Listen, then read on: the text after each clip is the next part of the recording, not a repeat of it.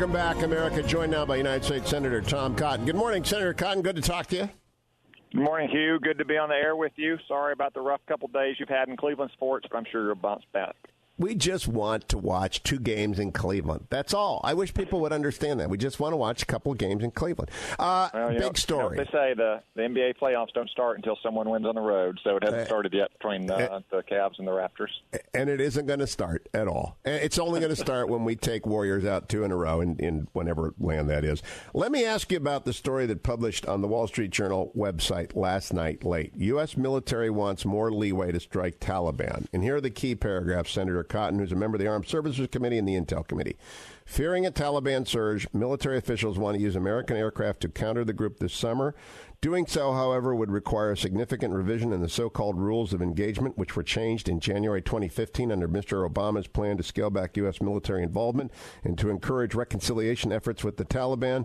Mr. Obama has told aides he is not inclined to restart regular U.S. operations against the Taliban, senior administration officials said. What do you make of this, Senator Cotton?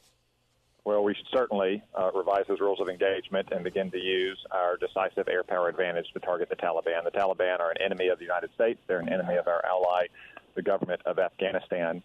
Many military leaders, starting with David Petraeus, have been urging the president for months to include in hearings in front of my committee, the Armed Services Committee, to use our air power against the Taliban. Yet the president, in his stubborn fashion, continues to limit air power strictly to troops in contact or other exigent circumstances, even when we have known positive identification against high-value Taliban targets. This is just another example of how his short-sighted policies are making America less safe.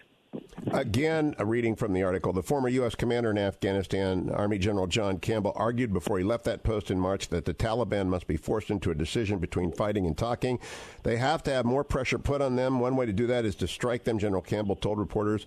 The Obama administration declined to act on General Campbell's request because officials wanted to hear first from his successor, General John Nicholson. General Nicholson is completing an assessment of the security situation. What do you think? I mean, that's just kicking the can down the road, isn't it, Senator? Absolutely kicking the can down the road. Look, it doesn't take a genius to understand that air power is one of the decisive advantages of the American military, especially when fighting an irregular guerrilla force in territory like Afghanistan. I have personally visited with both General Nicholson, the current commander, and General Campbell, the previous commander. I can tell you that the review that General Nicholson concludes will almost certainly agree with what General Campbell said. There's not going to be some kind of radical change just in a series of months. The enemy is the same, the terrain is the same, and the tactics are the same. Let me switch to a different enemy, China. And I say enemy advisedly, given the way that they are conducting themselves in the South China Sea and the fact that President Obama was in Vietnam. A, he's lifted all restrictions on weapons sales. I'd like your reaction to that. And B, he appeared in front of a huge bust of Ho Chi Minh, who was responsible for the death of thousands of your comrades in arms in the Army. And I know you used to stand watch in the old guard. What did you react to the president sitting down in front of Ho Chi Minh's bust?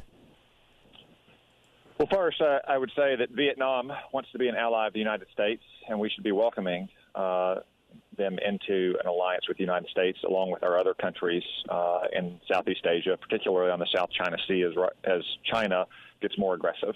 Obviously, it's still a sensitive matter for many Americans. My old man, like thousands of Americans, is a Vietnam veteran himself. But last year, Vietnamese officials were in Arkansas for official business, and I was able to take my father to that event. And for the first time probably in 40 years, he was able to shake hands and take pictures with these Vietnamese individuals. And I think that that's a good encapsulation of the kind of reconciliation between our two countries in the last 40 years as our interests have become closer and more in alignment. That said, the optics sitting in front of Ho Chi Minh is somewhat regrettable. I wish the White House and the advanced staffers had considered that. There might have been a better place to conduct such an event.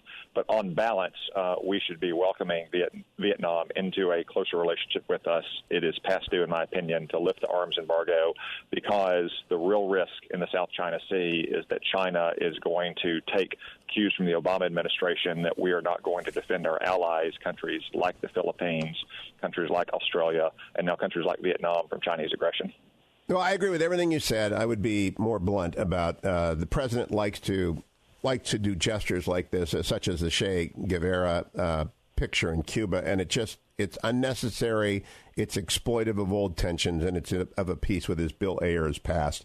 Let me turn to the last story of the morning. U.S. Navy's dangerous nuclear attack submarine shortage at the national interest, written by the defense editor there, Dave Mujamandar.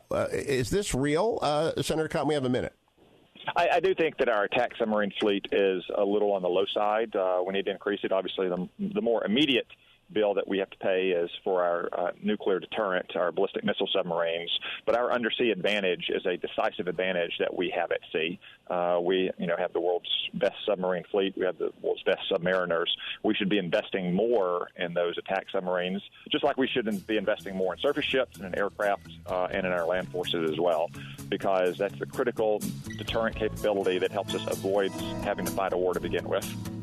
Senator Tom Cotton, always a pleasure. Thanks for joining us, Senator Cotton. Don't go anywhere, America. Hour number 3 of the Hugh Hewitt Show. Straight ahead.